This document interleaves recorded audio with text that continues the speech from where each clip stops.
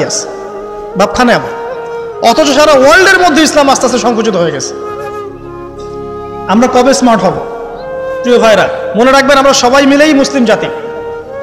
Political leaders আছেন, প্রশাসনের লোক আছেন, আমাদের যুবক যুবতী, তরুণ তরুণী, সবাই মিলেই আমরা এই উম্মাহ জাতি। আমরা কেউ কারো শত্রু নই, কেউ কারো দুশ্মন নই।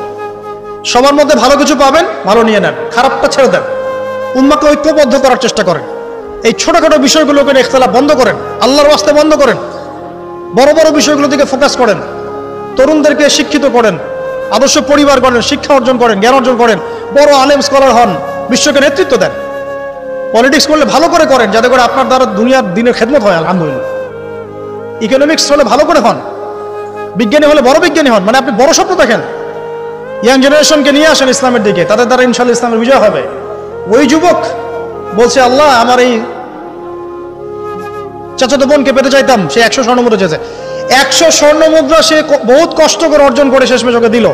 দেওয়ার পর বলছে, এখন আমাকে দাও। এখন সে প্রস্তুত, শুরু করবে, মানে দুজন কাছাকাছি এসে গেছে, এবার সেক্সুয়াল সম্পর্ক শুরু হবে কেবল। এই হওয়ার সময় এই মেয়ে বলে বসছে যে, হে আল্লাহর বান্দা, আমি আমার সতীত্ব এতদিন পর্যন্ত হেফাজত করেছি, আল্লাহর দোহাই লাগে আমার সতীত্বটা নষ্ট করো না। কে বলছে? এই মেয়েটা বলছে। এবার এই ছেলে তাৎক্ষণিক সেখান থেকে উঠে গেল। হাদিসে এমন শব্দ এসেছে যে সেই ছেলে ওই মেয়ের মানে মাঝখানে বসে পড়েছে আর কি।